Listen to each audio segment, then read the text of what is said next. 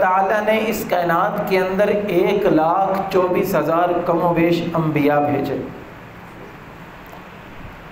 سب کو اللہ تبارک و تعالیٰ نے بن مانگے بھیجا ہے، ضرورت کے تحت. جہاں پر پتہ چلا کہ یہاں پر ضرورت ہے، وہاں پر اللہ تبارک و تعالیٰ نے اپنے پیغمبر کو بھیج دیا کہ اس بستی کے لوگوں کو جا کر سیدھی راہ بتاؤ، برائی کے راستے کے اوپر یہ چل چکے ہیں، برائی کے راستے سے ان کو ہٹا دو. ایک آمنہ کے لال ہیں کہ جو فرماتے ہیں کہ میں خود نہیں آیا بلکہ مجھے 4,000 سال پہلے، میری پیدائش سے 4,000 سال پہلے اللہ کے ایک محبوب پیغمبر جن کا نام ابراہیم خلیل اللہ ہے، جو بت فروش کے گھر میں پیدا ہوتے ہیں اور نمرود کے سامنے سیسا پلائی ہوئی دیوار بن جاتے ہیں، بت فروش کے گھر میں پیدا ہو کر بت شکن بن جاتے ہیں، جس نے بہت سارے امتحانات دیے.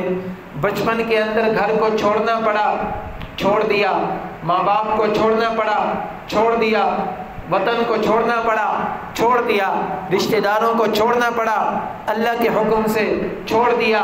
بچہ ہوا، بڑھاپے کی عمر 96 سال کی عمر کے اندر اللہ نے بیٹا دیا، اور 96 سال کی عمر میں جب بیٹا ہوا اللہ نے فرمایا کہ تم اپنی بیوی کو، اپنے بیٹے کو ایسی جگہ پر چھوڑ کر آؤ جہاں پر نہ کھانے کا نظام ہو، جہاں پر نہ پینے کا نظام ہو، جہاں پر نہ پانی ہو، جہاں پر نہ خوراک ہو، جہاں پر نہ چرند بستے ہوں، جہاں پر نہ حیوانات بستے ہوں. ایسی وادی ڈھونڈو، وادی غیر ذی زرع، ایسی جگہ ڈھونڈو کہ جہاں پر کچھ بھی نہ اگتا ہو، جہاں پر زندگی کے کوئی آثار نہ ہو. جاؤ اپنی بیوی اور بچوں کو وہاں پر چھوڑ کر آ جاؤ. حضرت ابراہیم خلیل اللہ نے پوچھا نہیں کہ مولا میرا قصور کیا ہے، میں نے پوری زندگی تیری عبادت کی، تیری طرف لوگوں کو بلایا، تیری بندگی کرتا رہا، تیرے کہنے پہ میں نے سب کچھ کیا، اور آج جب میرا بیٹا ہوا ہے تو مجھے حکم دے رہا ہے کہ میں اپنے بیٹے کو چھوڑ کر آ جاؤں. نہیں نہیں نہیں، یہ ایمان کی نشانی ہوتی ہے. یاد رکھیں اللہ تبارک و تعالی نے اعمال صالحہ کے اوپر اجر کا وعدہ دنیا کے اندر نہیں کیا ہے.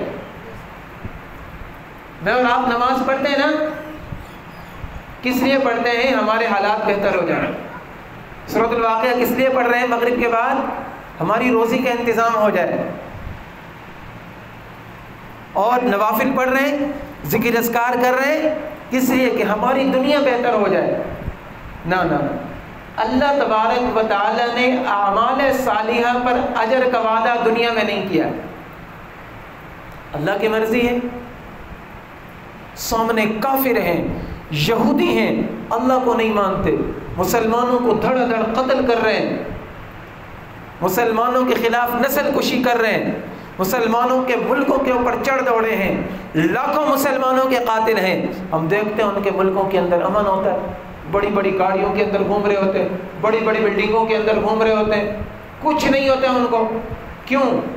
اللہ نے دنیا کو دار الجزا نہیں بنایا ہے، اللہ نے دنیا کو دار الامتحان بنایا ہے. نحن قسمنا بینہم معیشتہم فی الحیات الدنیا. اللہ فرماتے ہیں کہ دنیا کی زندگی کے اندر ہم نے تمہارے درمیان تقسیم کر دیا، کسی کو کم دیا، کسی کو زیادہ دیا. زیادہ دولت نشانی نہیں ہے کہ یہ اللہ کا محبوب بندہ ہے، اور غربت نشانی نہیں ہے کہ یہ اللہ تبارک و تعالیٰ کے سے نفرت ہے. نہ نہ، اعمال صالحہ کو دیکھنا ہے ہم نے کہ کون سا بندہ نیک اعمال کر رہا ہے. ابراہیم علیہ السلام، اللہ نے قرآن میں فرمایا وَاتَّخَذَ اللَّهُ إِبْرَاهِيمَ خَلِيلًا. اللہ نے ابراہیم علیہ السلام کو اپنا دوست بتایا ہے، اپنا دوست بتایا ہے. اور پھر اللہ کہہ رہے ہیں کہ اپنی بیوی کو، اپنے بچے کو جا کر جنگل میں چھوڑ کے آ گئے. چھوڑا ہے، کوئی زبان کے اندر پر شکوہ نہیں ہے. مجھے آپ کو اگر ایک دن کھانا نہ ملے، ایک دن دہاڑی نہ لگے، تو ہم کہتے ہیں پتہ نہیں ہم سے کیا قصور ہو گیا ہے، آج تو میرے پاس کھانے کو کچھ نہیں ہے، آج میرے پاس میرے گھر کے اندر گھی نہیں ہے، آج مجھے دودھ نہیں ملا، لگتا ہے کہیں نہیں کہیں پر مجھ سے نافرمانی ہو گئی ہے، مجھ سے کیا قصور ہو گیا. پھر اعمال کی طرف دیکھتے ہیں، یاد رکھیں مسلمان کبھی اعمال دنیا کے لیے نہیں کرتا ہے، دنیا کی بلندی کے لیے اور دنیاوی عیش و عشرت حاصل کرنے کے لیے کبھی اعمال نہیں کیے جاتے ہیں۔ ہمیں دلیل ملتے ابراہیم علیہ السلام کی سیرت سے، جناب محمد الرسول اللہ صلی اللہ علیہ وسلم کی سیرت سے۔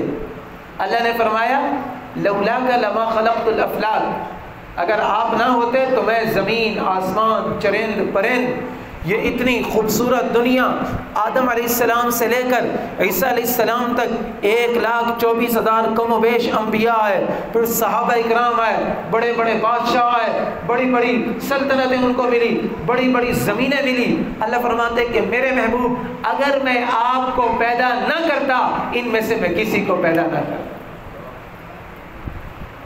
رسول اللہ صلی اللہ علیہ وسلم وجہ تخلیق کائنات ہیں کہ جن کی وجہ سے کائنات کو بنایا گیا، لیکن ہم دیکھتے ہیں کہ جناب رسول اللہ صلی اللہ علیہ وسلم نے اپنے گھر کے اندر فاقہ دیکھا ہے، اپنے گھر کے اندر فقر دیکھا ہے۔ 2 مہینے تک جس گھر کے اندر چولہا نہ جلتا ہو وہ چولہا جناب محمد الرسول اللہ صلی اللہ علیہ وسلم کے گھر کا تھا۔ اس لیے میرے عزیزو، اگر دنیا کے اندر تنگ دستی آ جاتی ہے، فقر آ جاتا ہے، وقتی طور پہ پریشانی آ جاتی ہے، اور وقتی پریشانی کا معنی یہ نہیں ہے کہ تھوڑی سی دیر کے لیے دنیا کے اندر آ گئی تو کیا ہوا۔ دنیا کی زندگی آخرت کے مقابلے کے اندر صبح کا ایک پہر یا شام کا ایک پہر ہے۔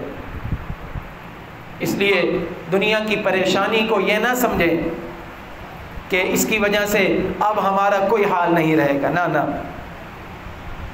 حضرت ابراہیم علیہ نبی جینا علیہ السلام کو اللہ نے حکم دیا کہ جاؤ ان کو وادی غیر ذی زرع کے اندر چھوڑ کر آ جاؤ۔ اب بیوی کو بھی چھوڑا، بچے کو بھی چھوڑا۔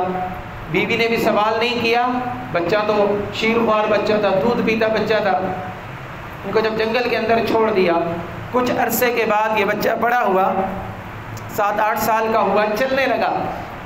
اللہ تبارک و تعالیٰ کی طرف سے حکم آیا یہ بچہ جو چلنے لگا ہے، جس کو 8 سال تک تم ملے بھی نہیں ہو، دین کی تبلیغ کے اندر تم پھرتے رہے ہو، ملے بھی نہیں ہو، میں تمہیں حکم دیتا ہوں جا کر اپنے بچے کو ذبح کر دو، اپنے بچے کو ذبح کر دو۔ گھر کے اندر گئے، بچے کو لیا اور جا کر چھری اس کی گردن کے اوپر رکھی اور کہا کہ یا اللہ تیرے مقابلے کے اندر میں اپنی اولاد کو ترجیح نہیں دیتا۔ یاد رکھو اللہ کے مقابلے میں، رسول اللہ کے مقابلے میں کسی بھی خواہش کو، کسی بھی رشتہ داری کو اور کسی بھی تعلق کو اگر ہم نے ترجیح دی ہمارا ایمان خطرے کے اندر پڑ جائے گا۔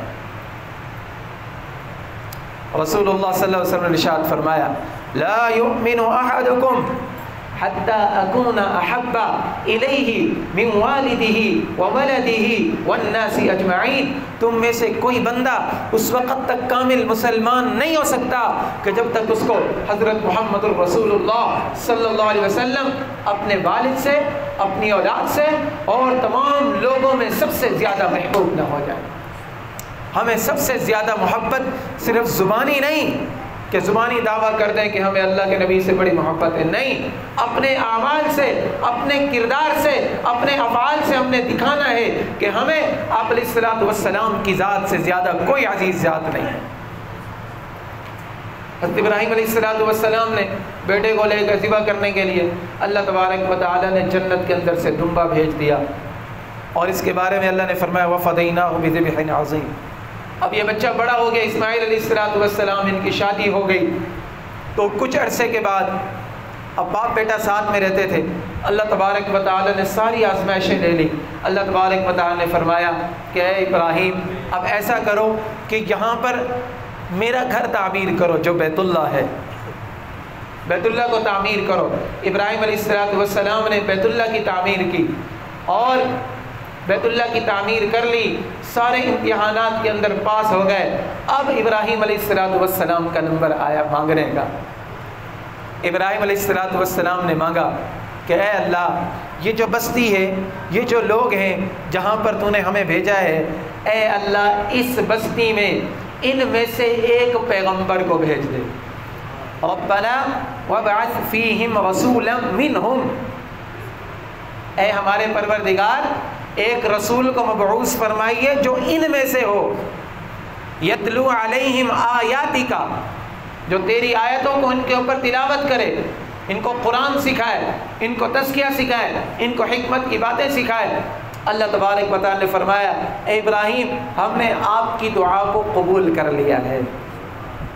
اس لیے رسول اللہ صلی اللہ علیہ وسلم نے ارشاد فرمایا انا ثمرۃ دعوت ابی ابراہیم، اور کما قال کہ میرے بابا ابراہیم علیہ السلام نے آج سے 4000 سال پہلے، میری پیدائش سے 4000 سال پہلے جو دعا مانگی تھی، اس دعا کے بدلے میں اللہ رب العزت نے مجھے اس وادی غیر ذی زر جہاں پر کوئی چیز نہیں اگتی تھی، وہاں پر پہلے اللہ تبارک و تعالی نے قبیلوں کو پھیلایا، مخلوق کو پھیلایا، اور کائنات کا مضبوط ترین قبیلہ، کائنات کا غیرت مند ترین قبیلہ، کائنات کا بہادر ترین قبیلہ، غیور قبیلہ، اس کو اللہ تبارک و تعالی نے منتخب کیا، مکہ کے اندر اس کی بنیاد رکھی، اور اس قبیلے کے اندر حضرت محمد الرسول اللہ صلی اللہ علیہ وسلم کو پیدا فرمایا ہے۔